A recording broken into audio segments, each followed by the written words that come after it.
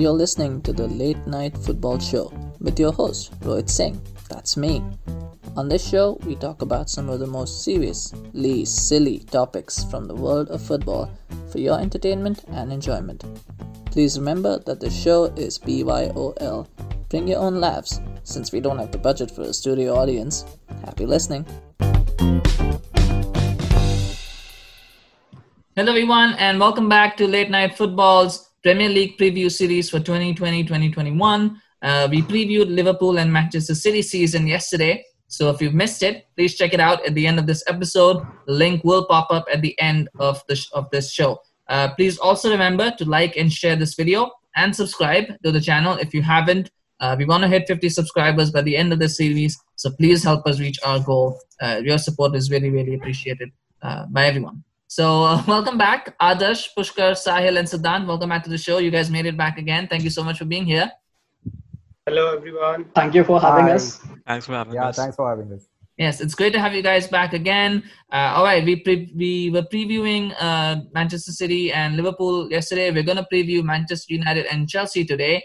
There's a lot to get through, so let's just get right into it. Let's begin with Manchester United, since they finished third last season. So we'll go with that. And first up, most important question to the show, gotta ask it right away. What's the over-under on the number of penalties that United are going to win this season? How many are they going to win? 38. 38. One for each game. Adarsh? Yeah, 34. Just the same jersey number as when the week. He's actually So won what is number of penalties for Ajax last season. So by that logic? Can I right. ask what is Fernandez's jersey number? I think it's isn't it 20? It's 18. 18. Oh, okay. Yeah. Then I will go with that. Okay. I think we have a whole season of Bruno, so it's probably like a lot more than last season. Plus Van de Beek, as you all know, has won so many penalties in the Dutch division. So Like diver meets penalty merchant. Like best combo ever. yeah, Oh, don't forget whatever about wins his Martial games, and honestly. Rashford. Yeah, we got Martial, Rashford. We might have Sancho. Maybe, who knows? So yeah, we're gonna have like lots of penalties now. People who are listening to the show, tell us how many penalties do you think Manchester United are going to win this season? I'm going with 30. I think there'll definitely be 30 penalties. I think as long as, and they will all, and here's the thing, they will all be legit. That's what I'm saying. They'll all be legit. Last season there were 2 that were not legit. I think this season all of them will be legit. Yeah. Anyway, let's see how that goes. All right, let's get serious. United finished third last season. And, fans expected, quite rightly, we expected a bit of transfer activity for Manchester United. And that hasn't quite happened. So far, only Donny van de Beek has signed. This is quite an obvious question, but do they have the strength and depth to finish top 4? We know last season they were knackered by the end of the season. But Sahil, do you think they have the strength and depth, not for a title challenge, but do you think they have that strength and depth to finish top 4? So I think there is enough strength in depth to finish top 4 because we tend to forget. But since Bruno joined, we've been top of the table. If you take the table just from the first game he played, so there is obvious quality in the first 11. But I think there is. But to go to the next level, I think there's obvious deficiencies in the squad. You need a left-footed centre back. I think Ole's been crying out for one for long. You need a right winger because Mason Greenwood is good, but he's more of a finisher and not a creator. And you need someone like. Obviously, the obvious candidate is Jadon Sancho. I think there's also talk of a left back. They want Sergio Reguilon from Real Madrid, but I'm not sure if that is the top priority. I think Luke Shaw did okay. He wasn't the best, but I think he was doing okay. But obviously, I think a left-footed centre back and a right winger is absolutely needed. I think in centre back, especially, I think we are out of depth because apart from Lindelof and Maguire, and Lindelof again, he's actually pretty shaky. He looks like he's very panicky when he plays, so I don't really trust Lindelof too much. But apart from that, I think Eric Bailly, Phil Jones, Axel Tuanzebe, they're all very, very, very injury prone. Chris Smalling is leaving. Marcus Soho, I don't think he's coming back or can't be trusted either.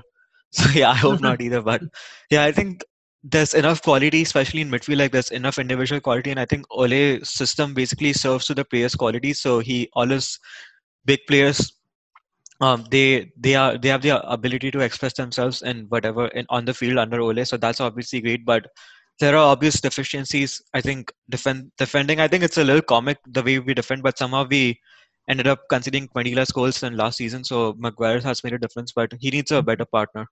Yeah. So yeah. Yeah, I mean, Adarsh, I'll say this: you mute yourself, and you derive listeners of the joy to your reactions because you mute yourself. I mean, I know we should do these videos because I think every time somebody gets an answer, Adarsh has the best reactions, like to everything that hits him. But anyway, and, you made that point, Pushkar. I think what positions do you think they need to strengthen in? I think like uh, they have decent enough quality to like maybe fight for fourth as of now. So, and like as the season goes on, you have like no one throws away the Champions League, obviously. So they try to play good at all tournaments. So as the season will go on, I think they might struggle more. And in case like in terms of like adding quality, I would say a good bench strength and maybe like someone who can rotate more easily, especially in defense. Mm-hmm. But I cannot make a very good like comment on how United play because I haven't seen that many games. No, that's They definitely had a good run towards the end of last season. Mm-hmm. And I'm also not convinced with how Ole is running the club, running the team. I think he lacks depth as a manager in himself rather. So like there are 2-3 factors to it. That's a very bold claim, but I'm sure a few people might agree, may not agree on that. But we'll park that for a second about Ole. We'll talk about the additions and that, because one of the things that as Sahil mentioned, I think we talked about a left-sided centre half. We talked about a left back, a backup left back, possibly Sergio Reguilon to come. So if those guys come, you'd have to assume that Brandon Williams will probably be the backup right back in that case because he signed a new contract. And then does that mean it's the end for Axel Tuanzebe and Timothy Fosu-Mensah? Those are the guys who are probably going to be the most impacted at the moment. It's sad because I had a lot of hopes from both of those guys. I'll be honest and say when they broke in 4 years ago under Van Gaal and Mourinho, I thought I had a lot of expectations, but just too injury prone, right? Hasn't worked out for them, Sahil.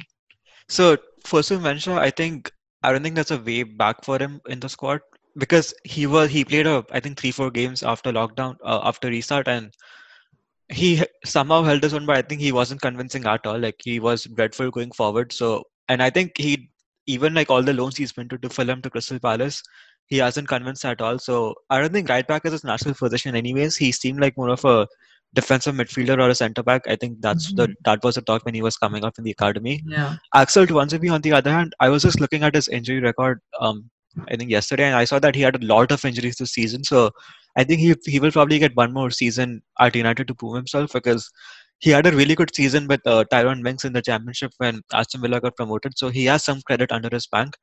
I think Fosu-Mensah is probably only good enough to be like a extreme emergency cover. He shouldn't be like a second choice right back for the club. I think that's not good enough. I think Tuanzebe could make an impact this season though. If he can maintain his fitness, that's really important. Yeah, it's a sad state of affairs, but such are the vagaries of that. But another place that we're talking about last season challenging was the goalkeeping slot. Lots of errors from David De Gea, and we talked about getting Dean Henderson in. And Adarsh, I know you've been advocating that change for a while. I've seen you on social media talk about it like every time. And no, you're not the only one. There's someone else as well who keeps talking about changing goalkeepers.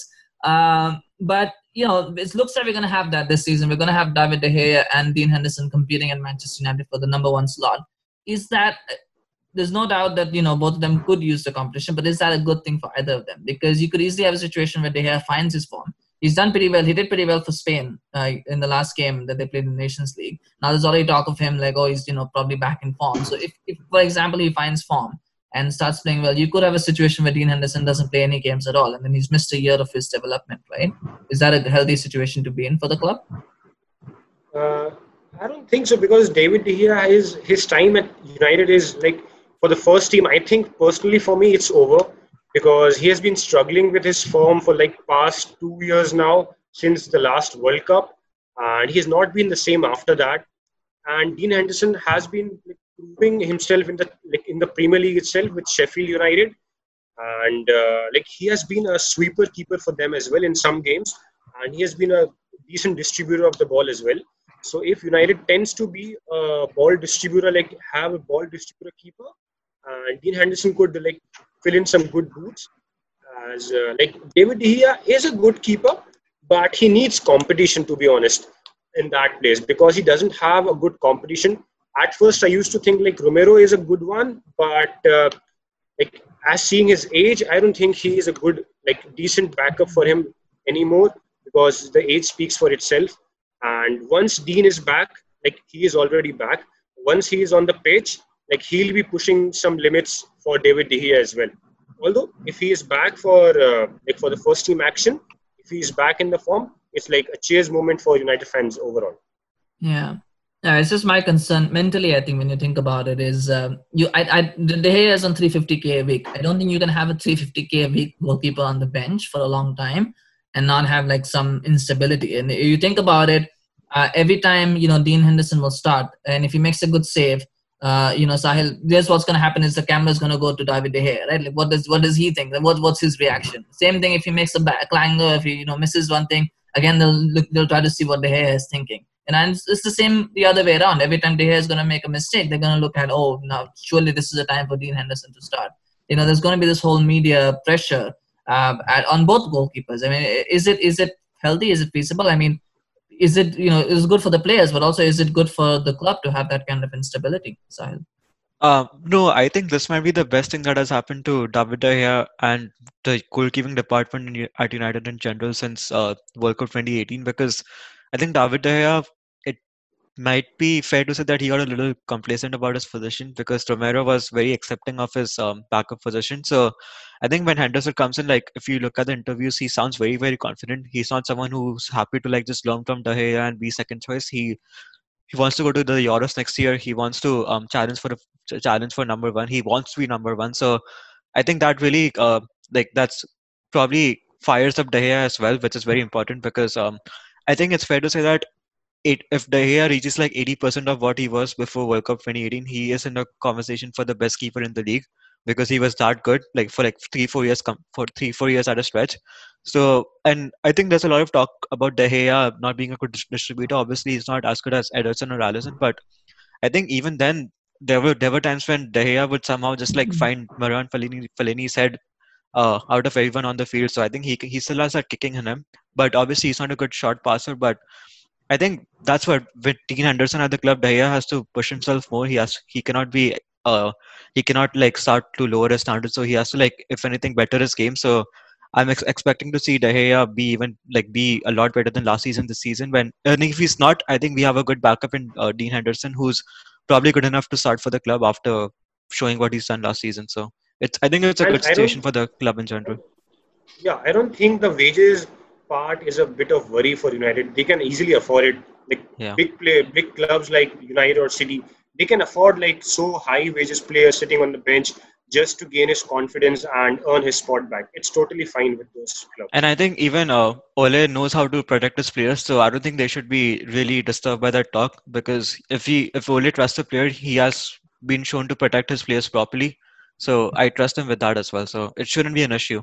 Yeah, well, definitely will be one of the challenges that he faces. And it's a good challenge to face as well in this one. Siddhant, did you have something to add? Or Yeah, what I feel in this situation is Ole might do something which Chelsea had to do when they had both Czech and Courtois. So they might actually think of playing Henderson in all cup games as well as the Champions League matches, whereas De Gea will continue to play Premier League matches and slowly just phase Henderson in and probably phase De Gea out. So and that might be an option as well. I mean, yeah, there was a time when clubs were thinking of having two good goalkeepers, but by and large, that's rare to have two good goalkeepers at the same club for a very long period of time. But we did this last week, so yesterday. So we'll continue with this theme. Starting 11 for Manchester United. Let's start with you, Siddhant. Assuming the team yeah, as it is as it were. Right now, I think pretty much. I don't think there's going to be any sign. There have been any signings and any signings now. We're not right. going to be able to get them in. So, what would your starting 11 be? First game up. If you ask me, first game with respect to goalkeeper, probably they'll start with De Gea. But if you ask me personally, I would have chosen Dean Henderson. Okay. I think at present he is better than De Gea. Mm-hmm. Then in defenders, the same Van Bissaka, Lindelof, Maguire, and Shaw. Mhm. Uh, I think that's the best back four which they have, and they should stick to it. Yeah. In the midfield, I am going for a 4-2-3-1 for the players which United have. So Mhm. with respect to a 4-2-3-1, I would choose Matic and Pogba in the midfield. Matic will probably provide the defensive cover Mhm. required for the defenders, and Pogba can be like a box-to-box midfielder and do what Mhm. he does best. Mhm. In attack, the same. Greenwood, Bruno Fernandes, and Marcus Rashford, and Martial up top. Being the striker, the lone striker. I think with the current squad they have, I think this is the best 11 they can go forward with. All right. Sahil, do you agree with that? Do you Yeah, want I think it'll be the same team that started last season. Basically the strongest team from last season. I don't think Van de Beek will start the season instantly. He'll have to work his way into it, and I think Oliver will probably start with De Gea till he makes blunders, right? Probably, and then drop him. So I think at least he'll start with De Gea to like show some sort of faith confidence. no? How many Anyway. Yeah. more errors does he has to make to sit on the bench? I don't think not a like now. I don't think he can make a lot many errors because there is a quality keeper on the bench to take his position. So probably like couple of He's blunders and I already think he'll made a be out. lot of errors. Like, it's up to Ole. If he Yeah, has those guts to bench David De Gea, it's up to him. Hey, we all yeah, thought this last season, we all thought Smalling was going to be on the our third choice center half, and that Axel would later come in, and then he just put Axel as third choice. He pretty much made him third choice. So it's not a big deal, but he pretty yeah. much told Smalling he had to go. So it can happen. He's pretty ruthless if he needs to be. But I think the Nations League game against with England, I think will provide some clues. I think if Henderson has a good game in that one, if he plays and if he has a good game, then I think there might be some changes based on that. But anyway, the final thing here, we did it with City and Liverpool. So predictions for where United are going to finish this season. Let's start. Let's switch it up a little bit. Let's start with Pushkar this time. Pushkar, who do you think? Where do you think Manchester United are going to finish? I think they will be fighting for fourth with Spurs and Arsenal, but I think in the end they will finish fifth. Fifth. Oh, okay. Well, that's Yeah, miss out on Champions League. but yeah, fifth. All right. Sahil, fifth. No, Or no, I think we'll finish fourth if the current squad stands. But if we sign Jadon Sancho and a centre back, I think we might go a little up. But I think right now with the current squad, I think fourth is probably fourth. that's what I think. Maybe reaching third, but mostly fourth. Fourth. Yeah. Siddhant. With the current squad, I think fourth is the best that United can hope for, because I don't see enough power or star quality in this squad to go Mm-hmm. above fourth. They probably need to sign some marquee players to climb their way up. Yeah. Okay. Adarsh. Yeah, same goes for me. Fourth, just below Chelsea, I would say. Okay, so three people say fourth, one person says fifth. That means our unofficial prediction is that they will finish fourth this season. So that's where we are. So we're almost there. We're now going to move on to the next team. By the way, smash a like and let us know if you think Manchester United are going to finish fourth as well, or do you think they'll finish third or fifth? Let us know what you think in the comment section. But we move on to our second club for today. We're going to talk about Chelsea, and they've had a brilliant summer, haven't they? Like, really amazing summer. Players have been signed left, right, center. Like, if a player is available, they're linked to Chelsea, they're at Chelsea. 6 signings so far. Siddhant, who's the player that you're most excited to see among these, the 6 that they have? Who do you think, who are you most excited to see? If you ask me to single out one single player, I think it has to be Ziyech. Not Havertz, but Ziyech, because I think he's going to be one of our most creative players out there. And what we have sorely missed in the previous season was, those through balls to the middle, or like really good creative assists and passes. We didn't have that in the last season. We were just relying on hoofing the ball to the striker from the wings. And I think Ziyech is a really, really creative player, and I think he is the one to watch out for. But if you ask me, the best prospect is actually all of these players playing together, because the combination of Pulisic on one side, Ziyech on the other side, and Werner in the middle, I think that's going to be crazy. Yeah, I heard some dogs barking. I don't know if that was from your house, Siddhant. I think if that was, I think some dogs may not be agreeing with what you're saying. I don't know if it was. So exactly, but dogs bark. That's what they do. Pushkar, same question to you. Are you going to say Werner? Is that Yeah, I think because towards the end of last season, like Abraham missed quite a lot of chances that Giroud had to step in, and the pressure is going to be on Werner to score because Chelsea have a good amount of playmakers. Pulisic started playing well. They have Ziyech. I think Mount is someone still like he could play a part in the Chelsea side as well. So they have a lot of playmakers, and and the pressure will be on Timo Werner to start scoring goals immediately. If he starts immediately, that is. And if he scores a lot of goals, will you have a regret? Will you have any regrets? I think because if Klopp made I think some interview Klopp did say that, maybe not exclusively, but he did say that he would like another option. Like the main reason I think Timo Werner wasn't signed was because of wages. The Liverpool have a certain wage structure that Werner didn't fit, and he was never going to start in the front three at Liverpool. So and he was better than the high-profile signing for a bench. You mean that Firmino is better than Werner? I wasn't going to say that, but they have a different attributes. They are different attributes. You cannot compare them like to like. That's true. They're not apples to apples. That's true. Well, okay, we had this debate yesterday, so yeah, I mean, it's like Liverpool against City, like. Anyway, all right, Siddhant. I think last season I spoke to Nishikant about this at the review show. I think last season was a bit of a free hit for Lampard. You can see what he can do, kind of thing. This season there's been a lot of investment, and with that, will there be pressure on Lampard to deliver? What is success going to look like this season for Chelsea, according to you? What would you count as a successful season? There is definitely going to be pressure on Lampard, no question about it. Because this season we are like compensating for last season's transfer window as well as doing a bit for this particular transfer window. So, and at Chelsea you are never given enough time, even if it's Lampard. I don't expect miracles from the board or from Roman to give Lampard that a lot of time. So I think some sort of silverware will be a must for Lampard this season. It can just be one of the cups, the domestic cups, but he needs to win something, and he needs to be much closer to the top spot than last season. There was like a statistic which showed that Chelsea were one of the teams which lost most number of points from winning positions. So, and that is not the Chelsea way. It's there will be pressure on him, no question about it. If he underperforms this season, the board actually might they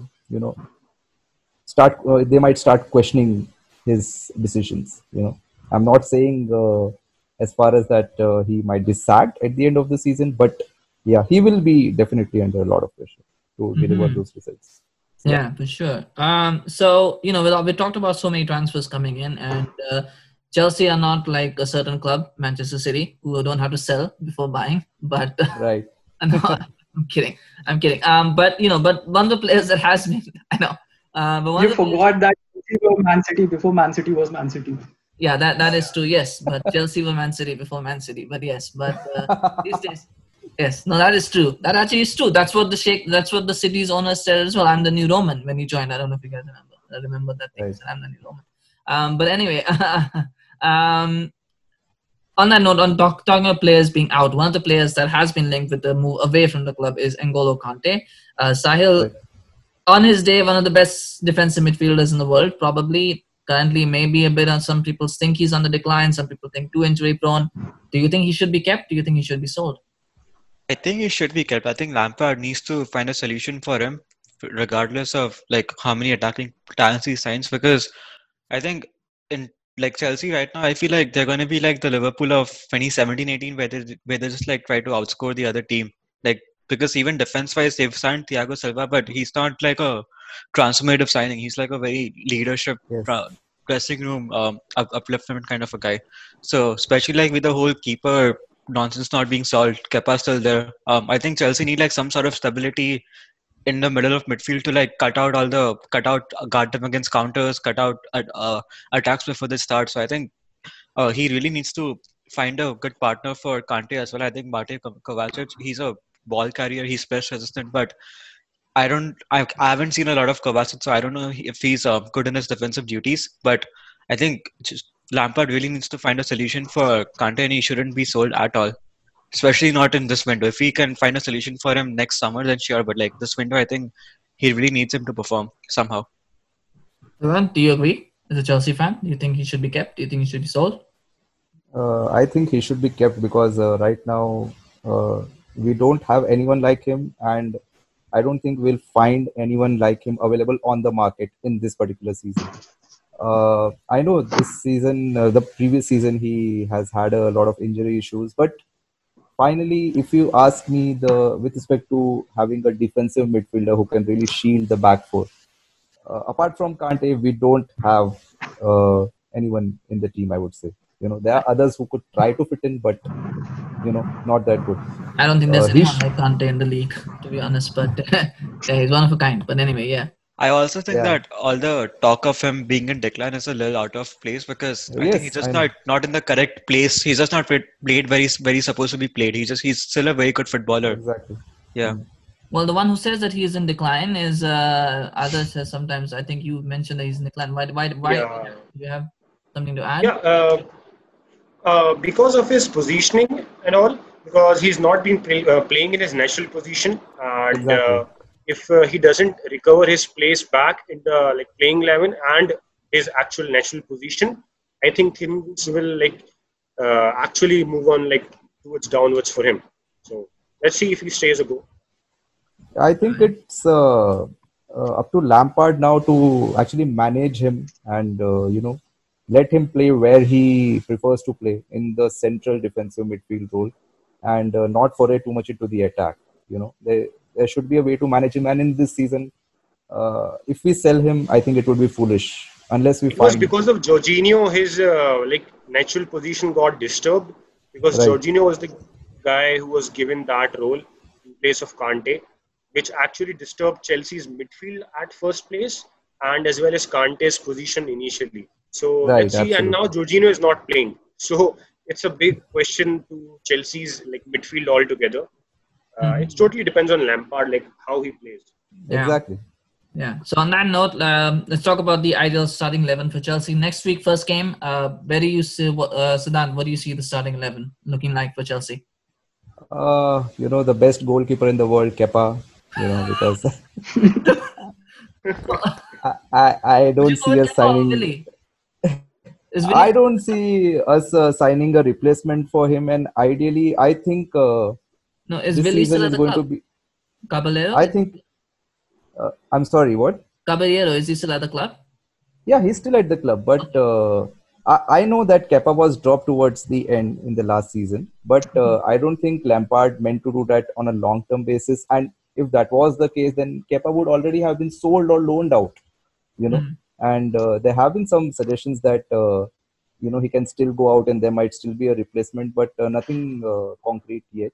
So in the end, I think he will be given one more chance because the Chelsea board don't like to be proven wrong. So well, to be fair, he does have a difficult job, right? Being the goalkeeper and the manager of the club at the same time is not easy, right? No, no. But okay, so you're going with Kepa to start. Okay. Yeah. It's because we have no other choice. I mean, we have Caballero, but I don't think that's going to happen. I think Kepa is going to start. In the right back, I know we have a choice between Reece James and Aspilicueta, but I think James will start. I think James is the future of our right back, and he will stick to it. Okay. Thiago Silva and Zuma will start in the center of the defense, and obviously Ben Chilwell at left back. I think finally we have got a proper left back, and he is going to start. In the midfield, I guess since Havertz won't be able to start, so it is going to be Kovacic, Kante, and Mount. I'm going for 4-3-3, so it will be Kovacic, Kante, and Mount. And in the attack, it will be ZH, Werner, and Pulisic. Yeah. So I think that's what it's going to look like. And it's a pretty, I would say it's a very attacking side on paper. So they should score a lot of goals. But we just have to see how Silva, really catches up with the pace of the Premier League. He's going to be 36. Yep. So that'll be something. Let's see. This will be a good test of his fitness levels. Yeah. Others, do you agree with that 11, or do you think it should be different? Yeah, I would agree with that 11. It's just I would place Zuma back as well, because Thiago Silva is still new and he is not a first team material as of now, until and unless someone goes injury prone, because he is that guy who will back them up when they are down. So he is there with his leadership skills, and Zuma will start, and along with him I think it should be Rudiger. I may be a little like a different kind of a thing there, but it has to be Rudiger for me, because no other player would fill in that role as per what they have, the other players they have, because Christensen is not a first team quality player at all, and Thiago Silva is too old for that to start from the first match itself, plus he is new. So the rest remains the same. It's just the back line which I would change a little. So sorry, you said that Kepa will start? Do you think Kepa will start, or would we believe? He is the manager. How can I just bench him? Like, he is going to start.